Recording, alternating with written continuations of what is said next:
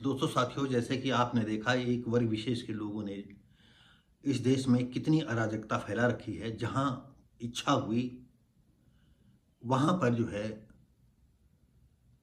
कब्जा कर लिया, कहीं मजार बना दिया, कहीं मस्जिद बना दिया, कहीं मदरसा बना दिया। और हमने अपनी आंखों से देखा कि बॉम्बे में कल्याण के शायद आगे आप जाएंगे तो कुछ पहाड़ी इलाकों पर मदरसे यानी मस्जिदें बनी हैं, मज़ारें बनी हैं पहाड़ों के ऊपर। अब आप बताइएगा कि किसको क्या गर्ज पड़ी है कि अपने परिवार की लाशों को ले जा करके पहाड़ों के ऊपर दफनाए। तो ये पहाड़ों के ऊपर दफनाने का मतलब नहीं, यहाँ कब्जा करना है। और सबसे बड़ी बात यह है कि उन मज़ारों पर मुस्लिम तो कम जाते हैं, हिंदू लोगों की औरतें और हिंदू लोग ज़्यादा जाते हैं, जिनसे इनका जो है ये मज़ारों का धंधा खूब पनपता रहता है। कुछ दिनों से इस देश में इनके इस अराजक कार्य के लिए सरकारें सजग हो गई हैं। और पूरा देश ही नहीं, पूरी दुनिया में इनकी आतंकवादी गतिविधियों को रोकने के लिए हर प्रयास किए जा रहे हैं। तो ऐसी ही एक घटना हम आपको बताते चले कि जो है बहराइच, जहां खलिहान पड़ा करते थे, वहां पर गांव के जो है ये अराजक तत्व के लोग वहां देखा कि चलो ये जगह बहुत अच्छी जगह पर है और इसी पर कब्जा कर लिया जाए और यहाँ हम मदरसा संचालित कर दें। आप जानते हैं कि हिंदुस्तान में मदरसों का ऐसा जाल, मकर जाल फैल गया है। और लोगों का कहना है, कुछ मीडिया के हिसाब से, कि मदरसों में भारत विरोधी गतिविधियां चलती रहती हैं, आतंकवादियों को जन्म होता है वहीं से। और शायद ही कोई ऐसा मदरसा हो जिसमें भारत के लिए, सुख समृद्धि के लिए, मानवता और इंसानियत का पाठ पढ़ाया जाता हो। उनको सिर्फ जो है अपने मजहब से सिलसिले में ही पाठ पढ़ाया जाता है और भारत के खिलाफ वहाँ पर बीजारोपण होता है। सबसे बड़ी बात यह है, इसी धरती पर जन्म लेते हैं, इसी धरती पर खाते हैं, जवान होते हैं, पढ़ते हैं, लिखते हैं, लेकिन यहाँ की भारतीय सभ्यता संस्कृति से उनका दूर दूर का कोई नाता नहीं होता। कहीं ऐसा होना चाहिए? बिल्कुल नहीं होना चाहिए।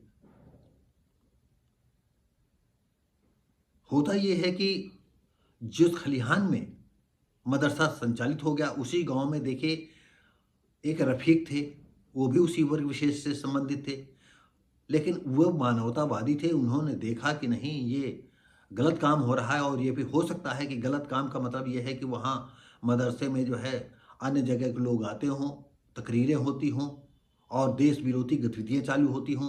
तो रफ़ीक ने सबसे पहले ये सोचा कि इनका विरोध करने से फ़ायदा ये है कि हम ना कोर्ट चलें और कोर्ट में जो है बताएं कि ये सरकारी ज़मीन है और इस पर मदरसा है।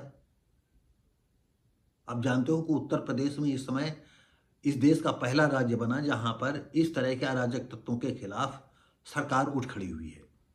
और देखिए देखा मध्य प्रदेश में हुआ, उत्तराखंड में भी हुआ, अब राजस्थान में भी हो रहा है और कई जगह जहां जहां सरकारें ठीक ठाक बन रही हैं वहां पर वर्ग विशेष के लोगों की अराजकता पर अंकुश लगने लगा है।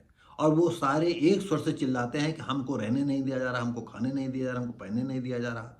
उनको जिस देश में रहना, उस देश की भारतीय सभ्यता यानी जिस देश की संस्कृति कल्चर है उससे कोई लेना देना नहीं। उनको जो है अपने ही कल्चर से मतलब है।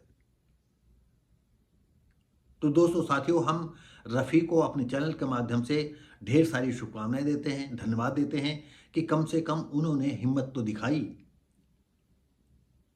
और अब हम सरकार से यह उम्मीद लगाए हैं कि जिस तरह से शफीक ने बहराइच में हिम्मत दिखाई है, कहीं अराजक तत्व लोगों ने जो है उनके खिलाफ कोई ऐसा षड्यंत्र न कर दे जिससे उनकी ज़िंदगी खतरे में पड़ जाए।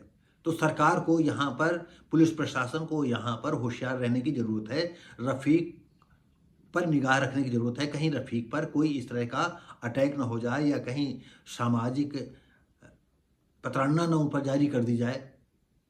तो दोस्तों साथियों, आइए हम आपको बता दें कि बहराइच शिवपुर तहसील नानपारा थाना मटेरा के क्षेत्र स्थित ग्राम पंचायत बुलबुल नवाज में गाटा संख्या 648, जिसमें खलिहान दर्ज है।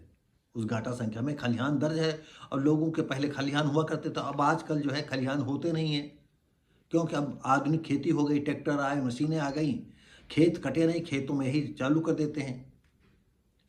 पता चला कि सुबह शाम तक घर ले आते नहीं, तो हमें अच्छी तरह आप बचपन में जो है 3 दिन जो है जौ की फसल को मारने में, कूटने में, सब मतलब सिर्फ मारने में लगते थे, बैलों चला करते थे, घुमा करते थे ऐसे ऐसे 3 दिन तक लगातार, फिर इसके बाद उसको ख़त्म कर देते थे।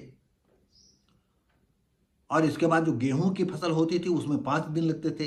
तो पता चला कि इधर अप्रैल के लास्ट से चालू हो जाता था और यहाँ तक कि जून के लास्ट तक भी वो फसल घर तक नहीं आ पाती थी, और बरसात हो जाती थी और पता नहीं कितना गेहूं गल्ला सब वहीं सड़ जाता था। लेकिन आज